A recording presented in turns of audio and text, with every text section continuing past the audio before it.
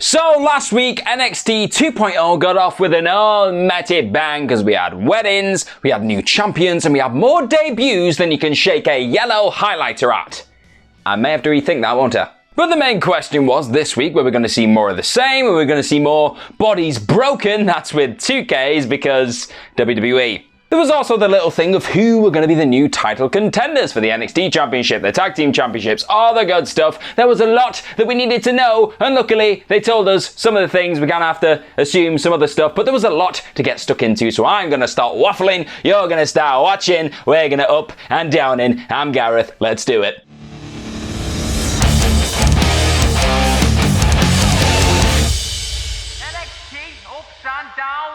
So look, I'm not sure if I did this last week or even if there was one because there was a big debut, there was a big start of the new show, there's a lot going on, but the signature for NXT 2.0, I really like it. I like the music, I like the feel, the vibe, the colour scheme, it was magnificent stuff, so it's all getting up. And we got off to a kind of rolling start, you could say, because people were already in the ring. There were loads of newbies, NXT newbies, all walking around like really hungry sharks, like, oh, we're in NXT, look at us, we're going to keep flexing. And then out of nowhere, Tommaso Ciampa, the brand new NXT champion after 908 days. I'm going to keep hammering this home because that boy deserves that belt. He walked down to the ring with Goldie and everyone just serenaded him. They were singing his song back to him. It was just a lovely moment. And he really didn't mess around. He was like, I deserve to be where I am because I've worked my ass off. It was worth the wait. But it's not just about me. It's about the future as well, which is a little bit changing his tune from last week because he said it's not about the future, it's about him. But people change, things change. He also had the great line that NXT just became the A show because he's on top.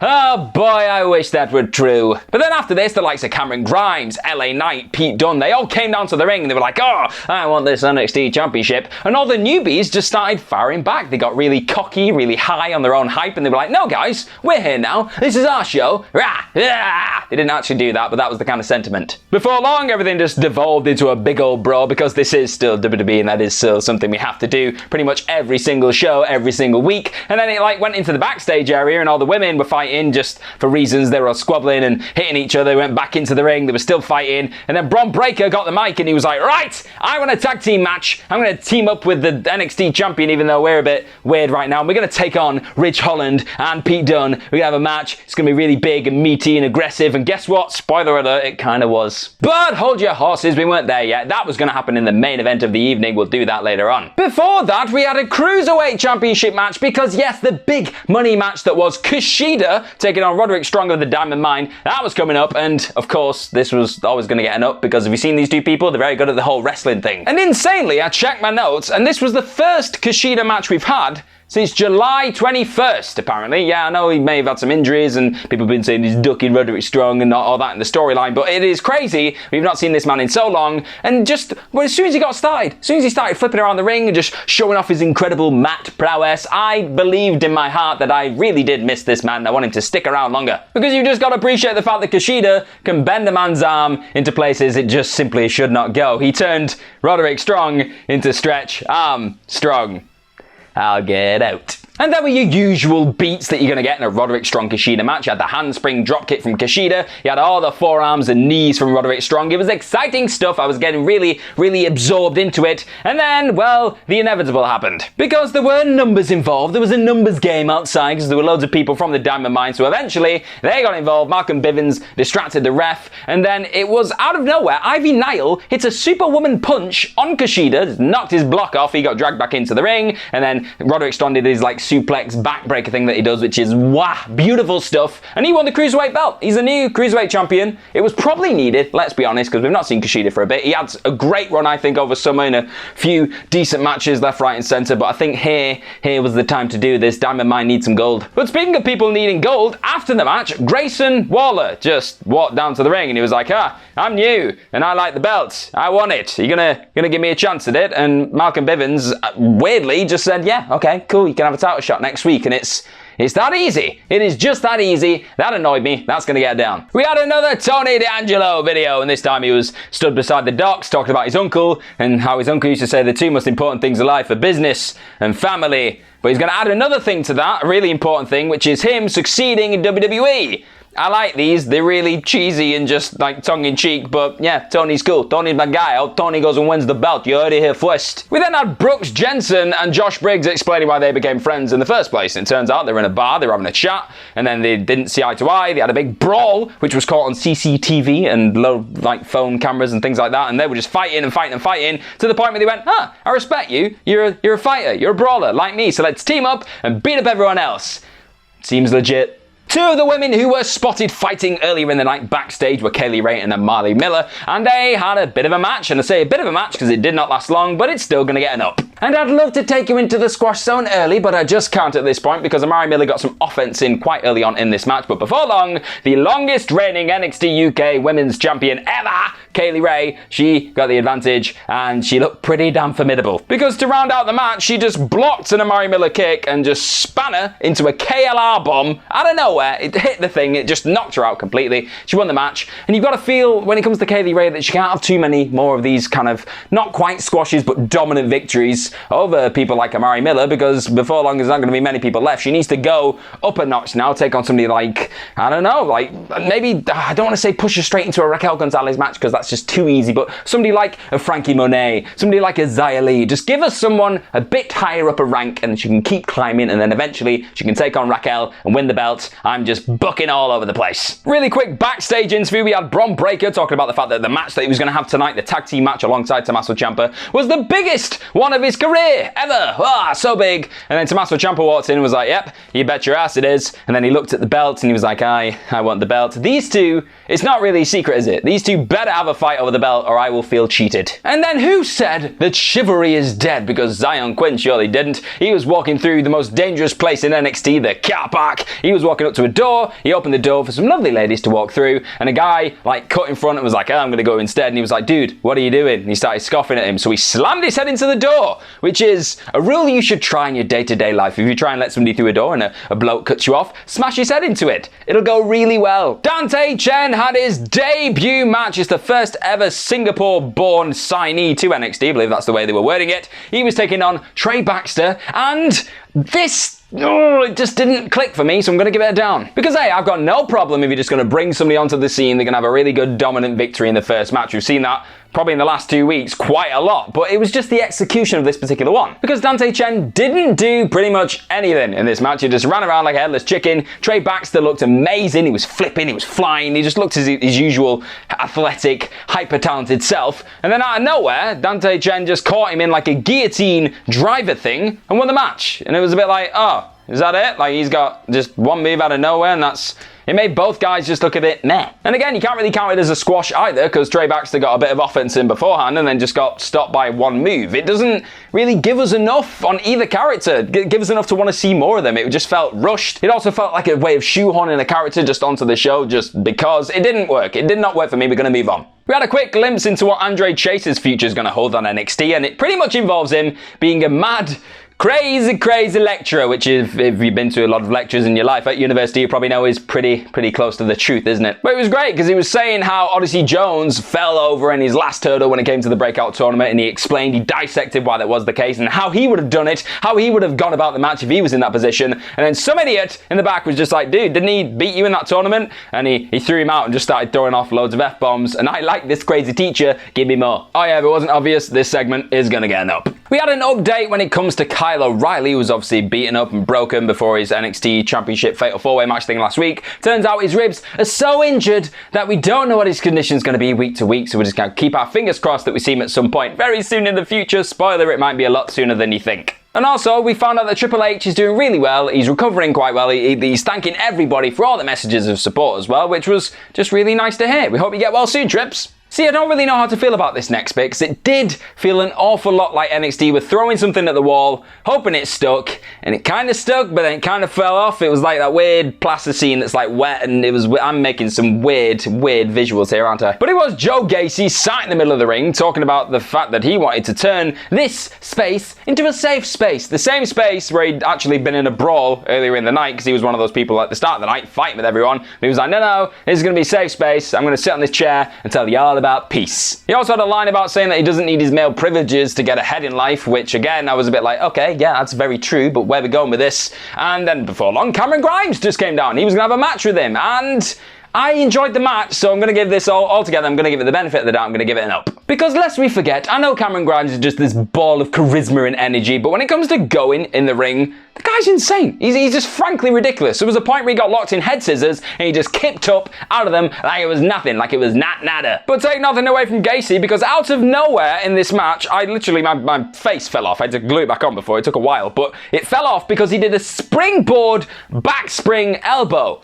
Just out of nothing, he just pulled that little trick up his rolled sleeves, he pulled it out and threw it in Grimes' face. But then, out of nowhere, there was a cave-in, obviously, from Cameron Grimes. He won the match. He was always gonna win. He should have won. That's right. That is the right decision to make. But then, after it, Joe Gacy came up to him and gave him a hug. And Grimes was like, why are you hugging me? We don't do that after losses around here. This is very weird. And I know that I really want Cameron Grimes to go after that NXT Championship at some point because he's just the most over person on the roster right now. He deserves that spot. But if we're going to have this guy who's in a search, a quest for inner peace through things that aren't material and everything else, just through himself, coming up against a dude who loves material things and just spends money on everyone, it's a nice styles clash. I think it'd be good. And then we relived everybody's favourite wedding, and I had a look on the internet. I made a big mistake. I had a look on the internet after last week and saw pretty much nobody agreed with me when I said that I wasn't a big fan of this wedding, which is fine. You get your own opinion. You do your thing. You do you. But I love love. I do love love. I love love in all forms, all shapes and sizes. But this love,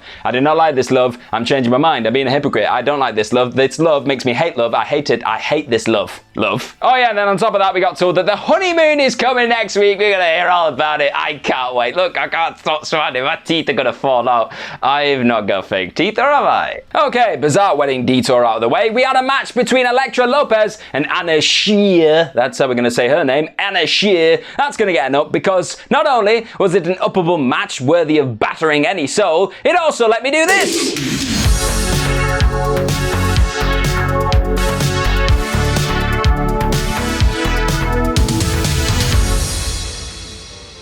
So after Elektra Lopez took her time to get her jacket off, it was not long before she was just beating the ever-living crap out of Anna Shear. She suplexed her, she spinning slammed her, and did like this weird twisting powerbomb thing for the win. She battered her. It was a good squash. It really made me excited about Elektra Lopez going forward. But I'm an idiot, and I literally had nothing in my fridge today. I forgot to go shopping. It's been a busy week. I'm sorry. So this is going to be a juicy squash, but we're going to try and get some juice out of my head. Give me a minute.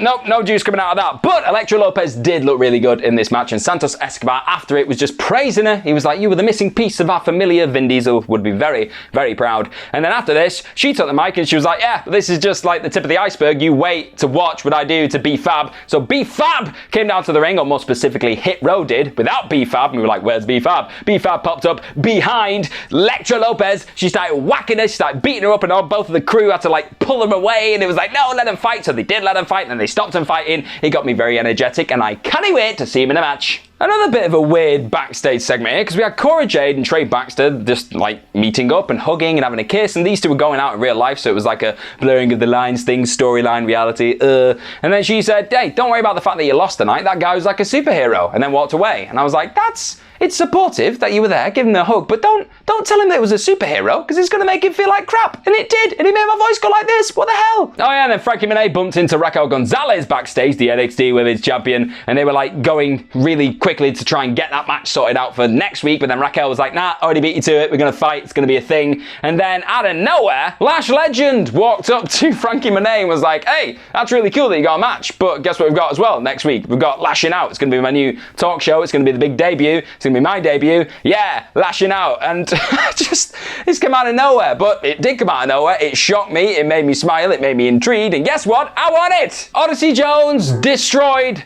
2 men last night. 2, not just one. Like, he's so dominant, he's so impressive, he's so over at this point that they've got to throw 2 people at him. It's like when they did Braun Strowman originally, but he's not like, oh, angry, he's just like a big, just vibrant personality that destroys people as well. Of course it gets an up. But after destroying these 2 jobbers with a big frog splat, I'm going to call it, because it was It was nasty. Andre Chase, who's now apparently the big rival of Odyssey Jones, came down to the ring. He swung a chair, and Jones just did that, and the chair just went, nah, I'm good. I'm going to leave this. You got this, Chase. And it just snapped in half. Chase ran off. This is intriguing. I want to see what happens next with it, but I really hope that Chase's face does not resemble that chair, because he needs a career. Come on, man. Then Carmelo Hayes bumped into Grayson Waller backstage, just talking over like a box or something with some other people. And he was like, hey, it doesn't even matter if you beat Roderick Strong next week, which he's probably not going to do anyway. He's like, if that happens, I'll probably just cash in this thing on you and take your title away.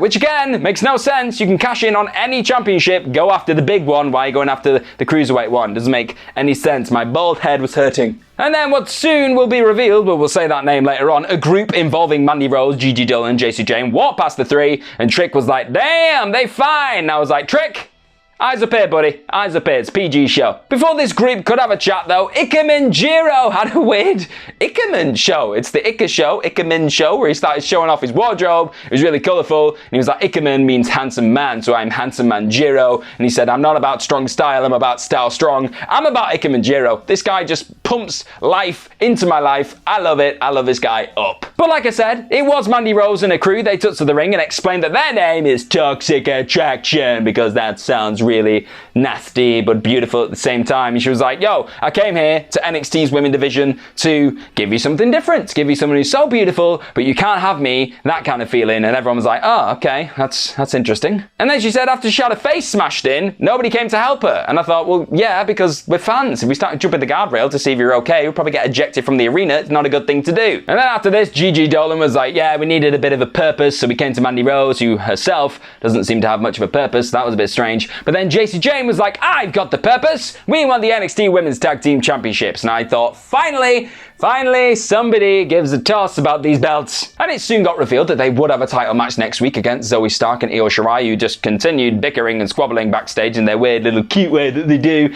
And then out of nowhere, Persia popped up. This was an out of nowhere night. Things just kept popping up. She turned up and she was like, I want to have a match as well against you two with Indy Hartwell, who's my best friend. We explained that a couple of weeks ago. That's going to be a thing, but good luck next week. We hope you win, because then we can fight you. I know that was a bit cluttered. It was a bit clunky, but the fact that we've got that many new contenders, we've got a bit of, I don't know, life, a bit of intrigue, a bit of excitement coming into this division is all good by me, so I'm happy. I'm happy with it all. It's getting up. And then just like that, it was time for the main event of the evening. It was my guy Tommaso Ciampa with Goldie and Bron Breakker taking on Pete Dunne and Rich Holland in this tag team match, and you knew what was coming. This is going to be something special. I'm going to come off to the side because I've got loads of stuff over here. Oh, I've got the yellow highlighter, and that's what it's going to get. Boom. It was pretty much what you'd expect, let's be honest. Tommaso Ciampa and Pete Dunne picked up where they left off. They started beating each other up. They knew all of their moves. They were just 10 steps ahead of each other, so that was really cool and intricate. And then when Bron Breakker and Rich Holland got in the ring, it was like two big chunks of beef just together. And honestly, I think Bron Breakker's new name in my mind is Belly to Belly Breaker, because this guy was throwing out belly to bellies like they were going out of fashion. It was like, you have a belly to belly? Hey, yo, Pete Dunne, belly. Yep. Rich Holland, belly. It was just bellies everywhere. And there were just so many fun little moments in this match. Like, I love the point where Bron Breakker pulled the straps down, went full Kurt Angle, and he was like, I'm gonna just slam everyone. And he did. He's really over with me, and he seems really over with the crowd after like a week. This is how we do it, guys. This is how we go about building stars. But then as we got to the closing stages, the club, obviously, that Rich Holland always brings down to the ring, that got introduced by Pete Dunne. Then he got thrown out of the ring. Holland went after it. But then Kyle O'Reilly, another out of nowhere moment. He arrived with his weird bruised up ribs. He smacked Rich Holland with the club, threw him into the ring, and then Rich Holland got gorilla slam thing. Do you not think that Bron Breakker does? He did that. Bron Breakker did it to Rich Holland. If you've seen the size of Rich Holland, that was impressive. And they won the match in the end, and there was a lovely little moment after the match where Tommaso Ciampa wanted his belt back, and Bron Breakker had hold of it, and he was like, But I want this belt, Mr. Ciampa. And Tommaso Ciampa was like, no, my belt, give me my belt. So he gave him the belt. They like shared a bit of a respectful moment, but this match is going to be great. This match that we just had was great. It was all good stuff. It left me on a positive note. It left me giving this whole show an up. So let me know what you think of this week's NXT ups and downs in the comment section right down below. Don't forget to follow myself on Twitter at gmorgan04 and follow everyone here at WhatCulture at WhatCulture WWE. Like this video, share the video, subscribe to everything with a WhatCulture emblem on it. We need all of them. Got a bit weird there, but most importantly than all these weird things that come out of my mouth, I hope you have the best week possible and that I see you in another week's time, because NXT 2.0 is actually pretty fun. I'm enjoying it. I hope you are, and I will see you soon. Bye-bye.